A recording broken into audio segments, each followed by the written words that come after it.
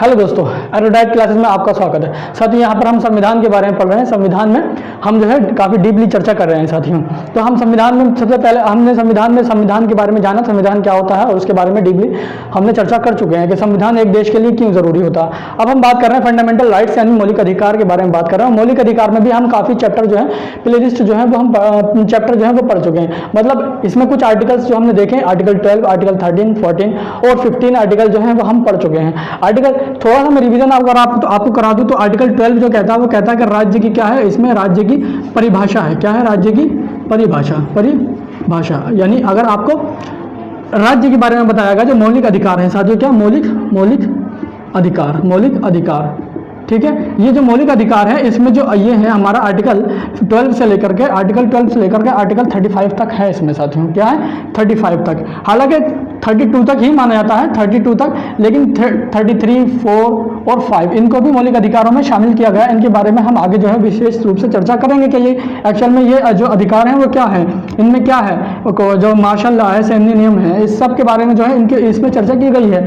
ठीक है, अधिकार जो मौलिक अधिकार है, फंडामेंटल राइट है, वो 12 से 32 है। इस 12 से 32 में भी दो पार्ट है, यानी 12 और जो 13 है, यानी हमारा जो अनुच्छेद 12 है और जो 12 अनुच्छेद 13 है साथियों। कौन सा? अनुच्छेद 12 और अनुच्छेद 13 साथियों। कौन सा? एक तो अनुच्छेद 12 और अनुच्छेद 13। इसमें जो है वो संविधान की परिभाषा के बारे में बताया गया। किसके बारे में? संविधान की परिभाषा। तो मैंने बताया आपको जो अनुच्छेद 12 है वो राज्य की परिभाषा के बारे में बताता है साथियों। किसके? राज्य की परिभाषा कि एक एक्चुअल में राज्य क्या होता है, ये हम विस्तृत चर्चा कर चुके हैं। यहाँ पे मैं सिर्फ आपको एक छोटा सा रिवीजन दे रहा हूँ। उसके बाद जो है अनुच्छेद 13 कहता है, क्या कहता है? तो अनुच्छेद 13 कहता है कि जो मूल विधि है, जो संविधान जो नियम थे, क्या थे? नियम या कानून, उनको शून्य करने की विधियां हैं इसमें। क्या? यानी शून्य करने की विधियां,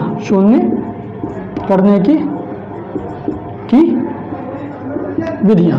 यानी विधियों का मतलब इसमें क्या है भाई, ऐसे जो हमारा जो संविधान था वो लागू कब हुआ था? 26 जनवरी 1950 को। तो इससे पहले की अगर बात करते हैं, इससे पहले जो संविधान जो कानून और नियम कानून लागू हुए, ठीक है, कब? 26 जनवरी 1950 से पहले जो नियम कानून लागू हुए, अगर वो नियम कानून जो हैं हमारे फंडामेंटल राइट से टकराते हैं तो उनको क्या होगा? शून्य कर दिया जाएगा।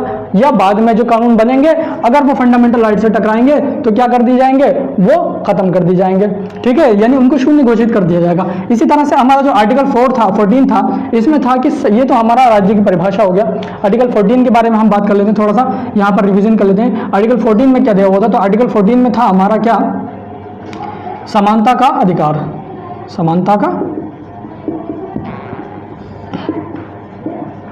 ठीक है साथियों, समानता का अधिकार। इसी तरह से आर्टिकल 15 में हमने देखा क्या?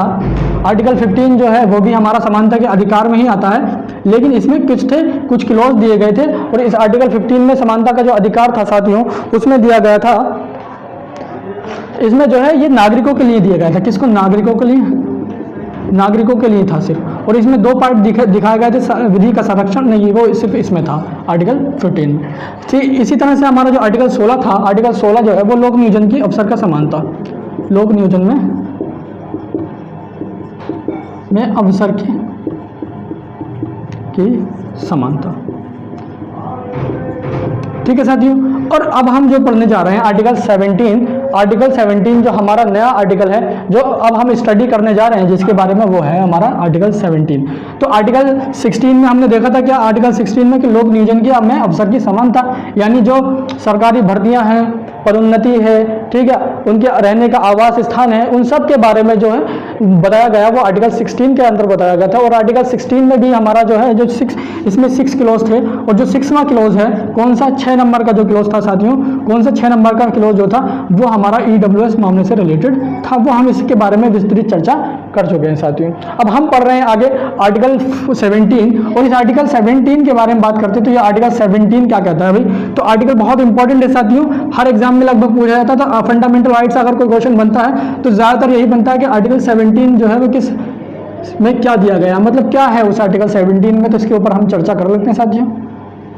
आर्टिकल 17, ठीक है, आर्टिकल 17 अनुच्छेद 17 इसमें कहा गया कि अस्पृश्यता का अंत, अस्पृश्यता का अंत, यानी अनुच्छेद जो 17 है, अनुच्छेद 17 क्या करता है, अस्पृश्यता का अंत, यानी किसी के साथ भी भेदभाव करने का, छुआछूत करने का जो है वो अधिकार नहीं देता। और ये एक दंडनीय अपराध भी है, अगर कोई इसका जो है उल्लंघन करता है साथियों तो उसको क्या है कि दंड दिया जाएगा अनुच्छेद 17 के तहत। ठीक है, तो अनुच्छेद 17 जो है वो क्या है, ये आर्टिकल का क्या है, ये हमारा जो है अनुच्छेद 17 ये है हमारा अस्पृश्यता का अंत।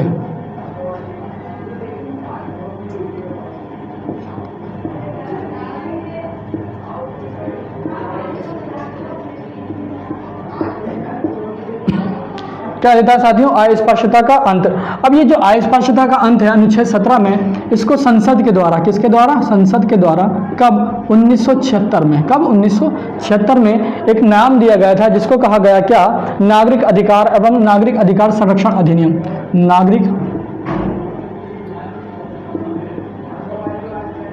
अधिकार संरक्षण अधिनियम।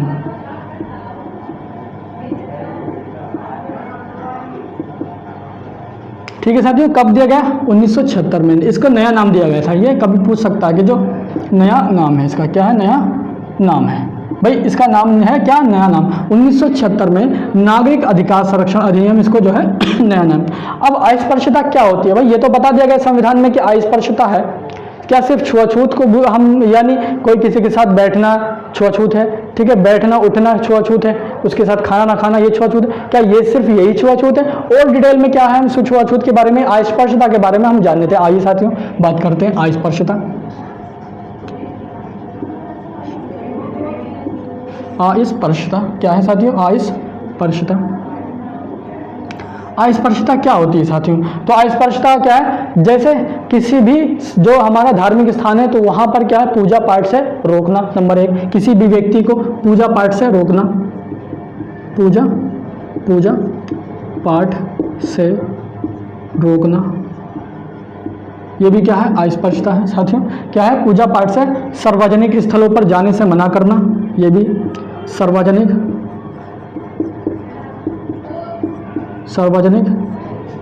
स्थलों पर जाने से रोकना,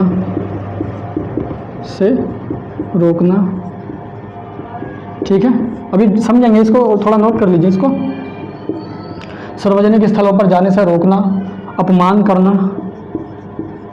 किसी का अपमान करना, ठीक। उसके बाद नेक्स्ट पॉइंट क्या हो सकता है भाई, हमारे पास व्यापार में भेदभाव करना,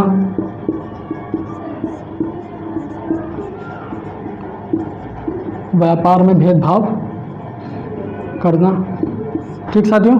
नेक्स्ट पॉइंट हमारे पास क्या हो सकता है कि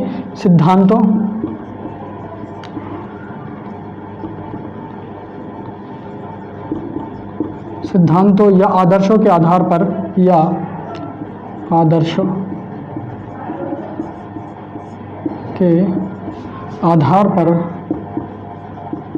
पर सिद्धांतों या आदर्शों के आधार पर अस्पृश्यता को सही ठहराना क्या है, एक दंडनीय अपराध है साथियों। क्या है, अगर कोई भी, यानी कोई पुराने रीति रिवाज हैं और उसके आधार पर कोई भी व्यक्ति या कोई भी संस्थान, साथियों क्या, ध्यान से सुनिएगा, कोई भी व्यक्ति या कोई भी संस्थान अगर अस्पृश्यता को सही ठहराता है या कानूनों के द्वारा, तो वो क्या है, एक क्या है, दंडनीय अपराध होगा। तो सिद्धांतों आदर्शों के आधार पर, अस्पृश्यता को सिद्धांतों आदर्शों, और यहाँ पे थोड़ा सा लिख लेंगे क्या, इतिहास, यानी जो पुराने रीति रिवाज हैं, आदर्शों कौमा इतिहास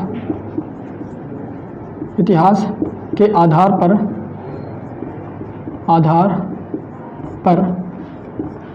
पर अस्पृश्यता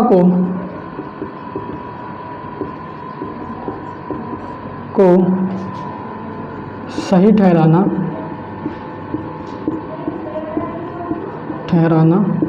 दंडनीय अपराध है, ठीक है साथियों।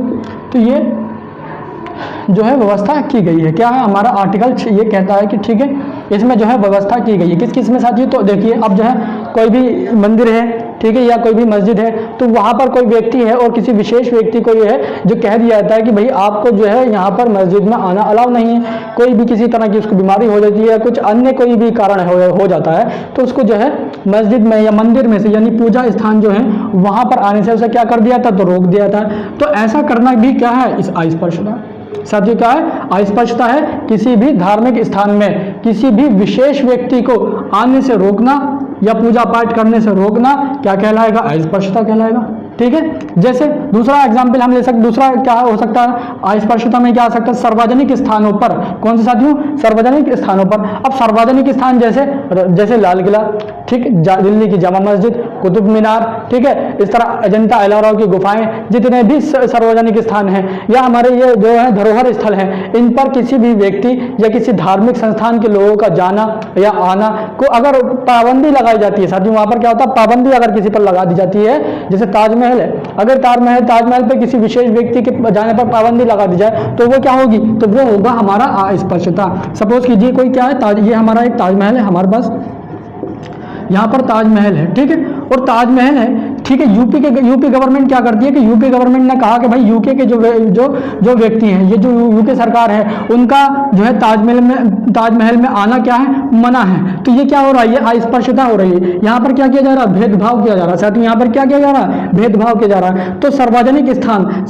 स्थान जो सबके लिए खुले हों, साथियों यहाँ पर ध्यान रखना, जो सबके लिए हों, ठीक है, किसके लिए हों, जो सबके लिए हों, ब्रैकेट में लिख लीजिए, सबके लिए।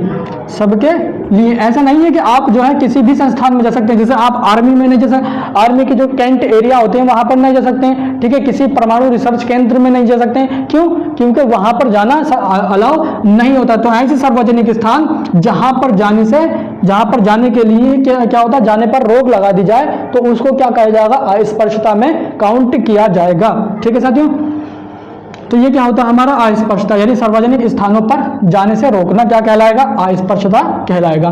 दूसरा, अपमान करना। अपमान क्या है साथियों, कोई भी विशेष व्यक्ति है, आपने कुछ बोला किसी भी व्यक्ति को, सपोज कीजिए कोई व्यक्ति है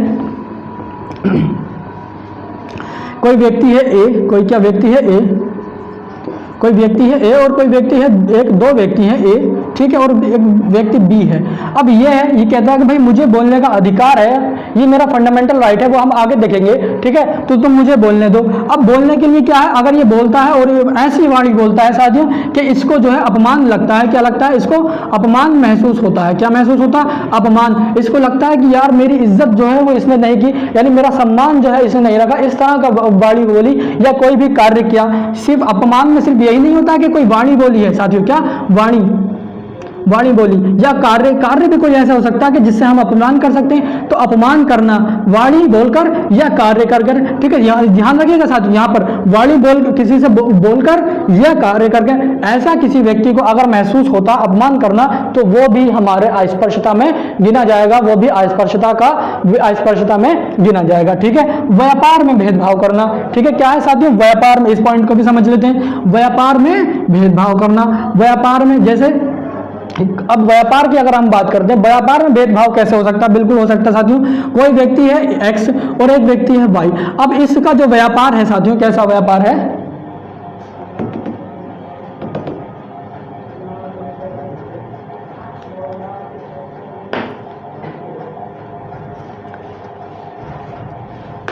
साथियों क्या है, ये व्यापार है। अब व्यक्ति है ए, ठीक है, क्या है, इसका जो व्यापार है और इसका व्यापार है। अब ये दोनों व्यापार कर रहे हैं किसी स्टेट में, सपोज कीजिए।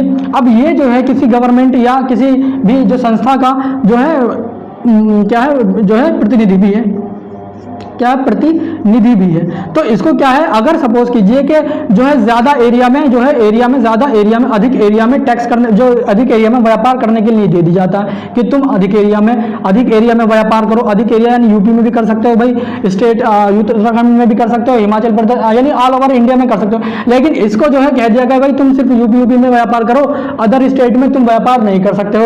या इसके ऊपर हम कह सकते हैं कि टैक्स जो है वो क्या लगाया गया साथियों, कम लगाया गया। इसके ऊपर टैक्स जो है वो ज़्यादा लगाया गया, इसके ऊपर टैक्स कम लगाया गया और इसके ऊपर टैक्स ज़्यादा लगाया गया। क्या लगाया? ज़्यादा। तो ये भी देख सकते हैं कि आप इसमें किस तरह से क्या हो रहा है, व्यापार में भेदभाव। तो व्यापार में अगर भेदभाव किया जाएगा तो वो भी हमारा किसमें साथियों गिना जाएगा, अस्पृश्यता के अंत में गिना जाएगा। ठीक है, तो अस्पृश्यता का अंत में गिना जाएगा। ये हो गया हमारा व्यापार में भेदभाव।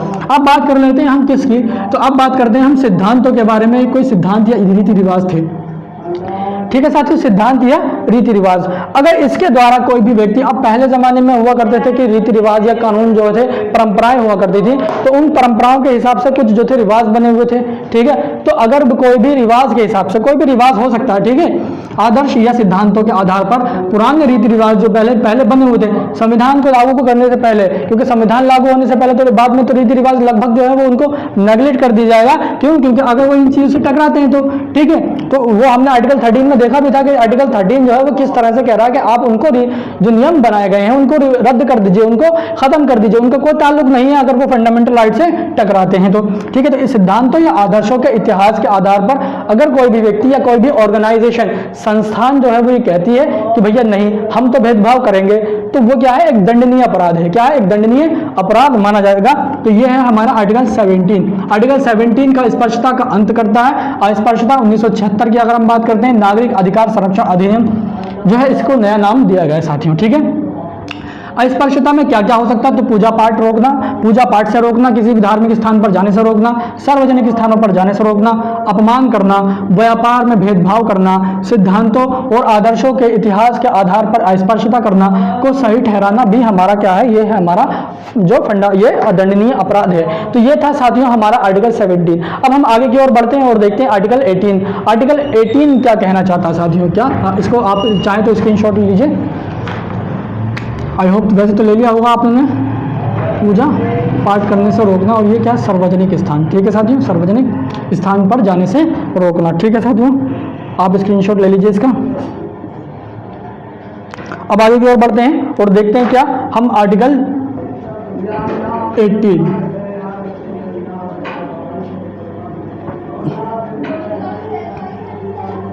आर्टिकल 18। अब आर्टिकल 18 क्या कहता है इसको समझ लेते हैं थोड़ा सा। आर्टिकल 18 कहता है कि जो उपाधियां दी जाती है, पहले भाई जब हमारा हिंदुस्तान आज़ाद नहीं हुआ था तो उस टाइम जो था कि जो अंग्रेज आए थे तो उनके साथ में क्या लगता था, लॉर्ड लगता था। क्या लगता था लॉर्ड। तो ये लॉर्ड जो थी वो एक तरह की उपाधि थी। अब हम राजा महाराज हिस्ट्री की बात करते हैं तो हिस्ट्रियों में भी हमने देखा चंद्रगुप्त मौर्य वगैरह ये सब की इसकी उपाधि ले रहे थे कि महाराजा धीराज कोई कह रहा है अपने आप को। ठीक है, कोई अगर मुगल काल में गए तो महान अकबर, इस तरह से। ठीक है, महान की उपाधि ली जाती थी। साथी लोग कैसे लेते थे, महान की उपाधि। अंग्रेज की बात करते तो ये लॉर्ड की उपाधि लेते थे। किसकी, लॉर्ड की। ठीक है, अगर और हम बात करते हैं हम प्राचीन काल के इतिहास में तो महाराजा धीराज। ठीक है, इसी तरह से सल्तनत काल में अगर देखते हैं तो कुतुबुद्दीन ऐबक को जो लाख बख्श कहा जाता था वो भी एक क्या थी, सिपा सालार की उपाधि ली थी, सिपा सालार। तो ये क्या थी साथियों, ये उपाधियां हैं। क्या हैं ये, उपाधियां। अब ये तो थी प्राचीन की बात हो रही थी, ये क्या थी, उपाधियां। ये कब थी साथियों, ये था हमारा जब हमारा संविधान लागू नहीं हुआ था उस टाइम जो है उपाधियां लेना कोई गलत काम नहीं था हमारे संविधान के हिसाब से। लेकिन जब संविधान लागू हो गया और संविधान में ये कह दिया गया कि 26 जनवरी 1950 को, यानी अब जो है आर्टिकल 18 को जोड़ दिया गया। आर्टिकल 18 को कहाँ पर, फंडामेंटल राइट में, यानी मौलिक अधिकारों में। और इस आर्टिकल 18 को कह दिया गया कि जो उपाधियां हैं अब कोई उपाधि नहीं लेगा। क्या हुआ कि साथियों आर्टिकल 15 ने क्या कह दिया, अब कोई उपाधि नहीं लेगा। भाई उपाधि नहीं लेगा इसका मतलब क्या है, हम देखिए आर्टिकल 14 से लेकर के आर्टिकल 18 तक जो पढ़ रहे हैं साथियों, कौन सा, आर्टिकल 14 से लेकर के आर्टिकल 18 तक, अनुच्छेद 14 से लेकर के अनुच्छेद 18 तक जो आर्टिकल पढ़ रहे हैं हम, ये पढ़ रहे हैं समानता का अधिकार।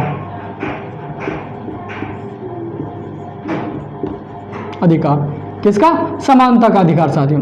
अब जो समानता का अधिकार है, समानता कैसे आएगी, कोई विशेष व्यक्ति है उसको कह दी जाए भाई लॉर्ड की उपाधि दे दी गई, सपोज कीजिए, तो वो तो लॉर्ड बन गया, उसमें तो यानी क्या है, एक जनता में और एक विशेष व्यक्ति में क्या हो गया, फर्क दिख रहा है, एक आम नागरिक में और एक दूसरे नागरिक में। अब किसी को उपाधि दी गई, अगर किसी को उपाधि दे दी जाती है तो ये एक व्यक्ति है एक्स और एक व्यक्ति है वाई, अगर इसको उपाधि दे दी जाती है तो ये अपने नाम के आगे लगाएगा, और नाम के आगे लगाएगा तो ये कहीं ना कहीं विशेष दिखाई देगा, यानी स्पेशल व्यक्ति दिखाई देगा। ठीक है, कैसा व्यक्ति दिखाई देगा, स्पेशल। और ये क्या होगा, सिंपल। तो ये क्या होगा, इस तरह से भेदभाव होगा, क्या होगा, भेदभाव होगा। और भेदभाव संविधान कहता है करना नहीं है, भेदभाव करना नहीं है। क्या करना है, लाना क्या है, समानता।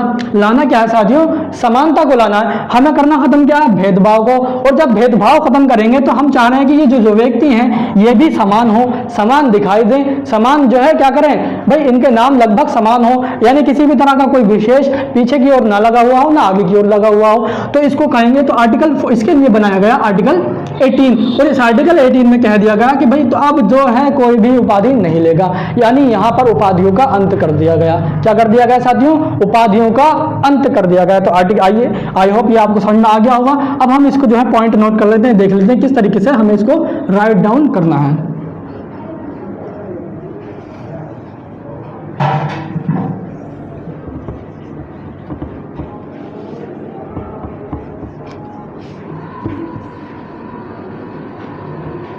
आर्टिकल 18,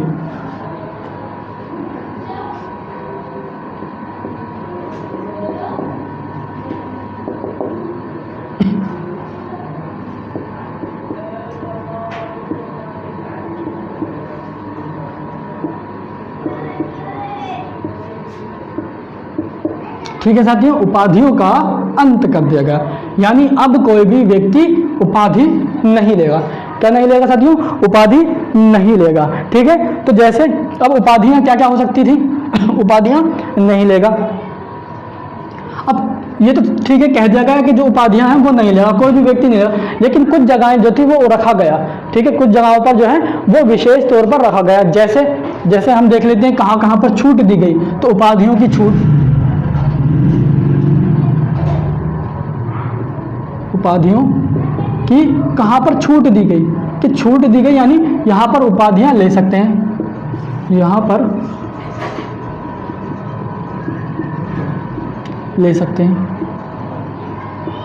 उसके लिए संविधान में कुछ जो है नियम बनाए गए हैं। कहां कहां सर, अभी तो ये था आर्टिकल 18, इसने कह दिया कि भाई सब बराबर हैं, सब समान हैं, कोई भी जो है वो नहीं लेगा।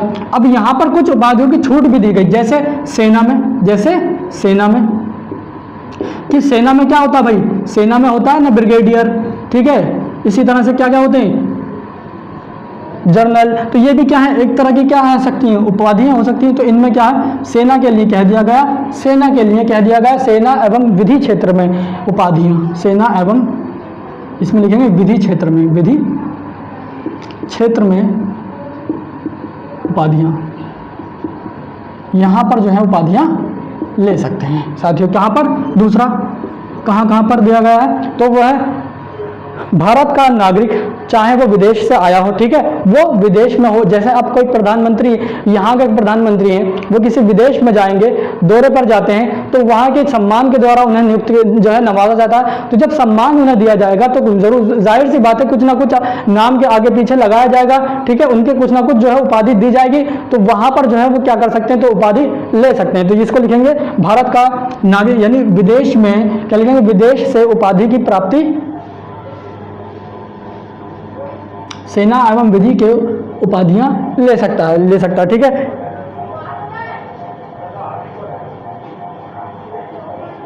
इसमें लिखेंगे गैर नागरिक, गैर नागरिक यानी कोई विदेशी नागरिक या विदेशी यानी भारतीय ना हो, क्या यानी इसमें ब्रैकेट में लिखेंगे विदेशी, और वो भारत में रह रहा हो, क्या कर रहा हो, भारत में रह रहा हो। गैर नागरिक है यानी विदेशी है, वो भारत में रह रहा है, तो क्या है, वो क्या ले सकता है, तो अनुमति किसकी, राष्ट्रपति की अनुमति से क्या कर सकता है, उपाधि ले सकता है। तो व्यक्ति जो राज्य के लाभ पद पर है, लाभ पद पर है, पद पर है। अब जैसे कोई राजदूत होते हैं, इंडिया के राजदूत विदेशों में होते हैं, विदेशों के राजदूत इंडिया में होते हैं। तो इस तरह के लोगों के लिए क्या कहा गया, छूट कही गई है। कहाँ पर, जो है गैर नागरिक विदेश जो राज्य के लाभ के पद पर होते हैं, पद पर हैं, ठीक है साथियों, क्या है, पद पर हैं, पद पर हैं, विश्वास के पद पर हैं या राज्य के लाभ के पद पर हैं, ठीक है, वह राष्ट्रपति की अनुमति लेना पड़ेगी पहले, ऐसा नहीं है कि ले ली, अनुमति से उपाधि ले सकते हैं। तो अनुमति से उपाधि ले सकते हैं, ठीक है। एक तो ये हो गया। एक पॉइंट और जो हम देख लेते हैं, विदेशों में जो हमारे पीएम वगैरह जो जाते हैं तो उनको भी उपाधि दी जाती है, तो वो भी क्या है, वो उपाधि ले सकते हैं। भारत का नागरिक जो विदेश में किसी लाभ के पद पर हो, ठीक है, जो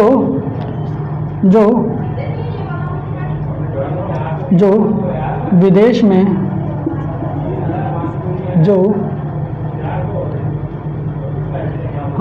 ठीक है, भारत का नागरिक जो विदेश में लाभ के पद पर हो, लाभ या विश्वास, भाई विश्वास के पद पर हो,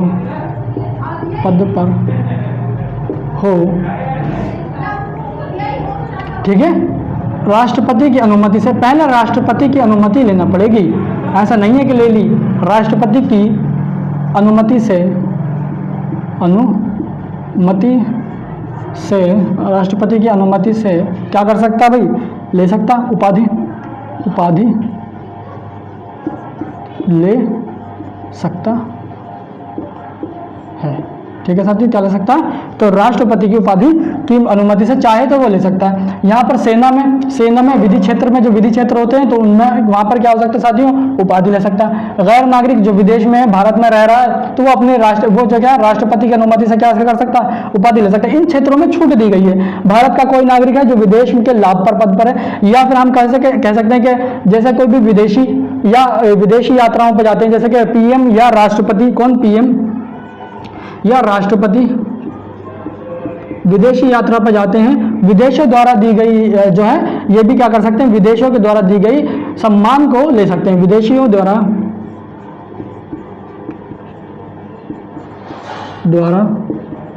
दिए गए उपाधि यानी सम्मान कैसे साथी, तो उपाधि के रूप में, तो सही है, सम्मान ले सकते हैं, ठीक है, क्या कर सकते हैं, ले सकते हैं। तो यहाँ पर जो है इनको छूट दी गई साथियों, ठीक है, संविधान में जो है, क्यों, क्योंकि अगर हम किसी भी हमारे जो भारत के पीएम है या राष्ट्रपति या कोई भी सीएम है, तो वो अगर किसी विदेश दौरे पर जाते हैं, ठीक है, तो अगर वहाँ पर क्या है, वो कोई भी जो है उसको खुश होकर के या समझौते से, मित्रता से खुश होकर के क्या करते हैं, वो उपाधि देते हैं, या कोई नई उपाधि या कुछ ऐसा अवार्ड वगैरह देते हैं, तो वो क्या, अगर इनकार करेंगे तो क्या होगा, अपमान होगा एक तरह का, ठीक है। तो अपमान को हम वहाँ पर नहीं करेंगे तो क्या करेंगे, उपाधि ले सकते हैं, राष्ट्रपति या विदेश द्वारा दिए गए जो है उपाधि ले सकते हैं। अब यहाँ पर क्या है साथियों, जैसे आप देखेंगे कि 1954 की अगर हम बात कर लेते हैं, तो आप पहले इसका स्क्रीनशॉट ले लीजिए, ठीक है साथियों, आगे बात करते हैं।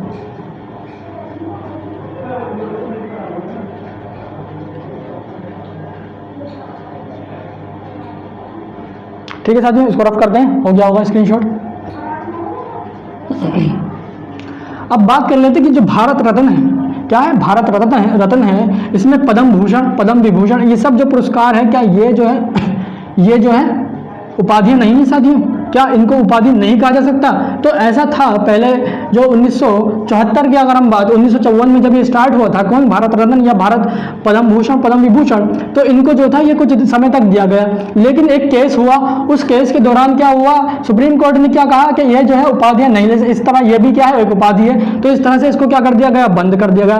फिर पुनः से जो है इनको स्टार्ट कर दिया गया, क्या कर दिया गया, पुनः से स्टार्ट कर दिया गया, और सुप्रीम कोर्ट ने इसकी व्याख्या की कि ये जो है क्या है, उपाधियां के अंतर्गत नहीं नहीं आते हैं। ये किसी विशेष व्यक्ति को उसकी जो है टैलेंट के रूप में, टैलेंट के बदले दिया जाता है। ऐसा नहीं है कि सबको दे दिया जाता है। तो ये क्या है, किसी विशेष व्यक्ति को उसके टैलेंट के बदले पद्म विभूषण है, पद्म भूषण है, भारत रत्न है, ये कब दिए जाते हैं, जब कोई भी व्यक्ति किसी विशेष क्षेत्र में कोई विशेष वर्क कर रहा होता है, कोई विशेष कार्य कर रहा होता है, तभी तो दिए जाते हैं। तो उसके लिए जो है सुप्रीम कोर्ट ने ये कहा कि ये दिए जा सकते हैं। तो इसका थोड़ा सा देख लेते हैं बैकग्राउंड क्या था। तो 1954 की अगर हम बात करते हैं, कब, 1954 में भारत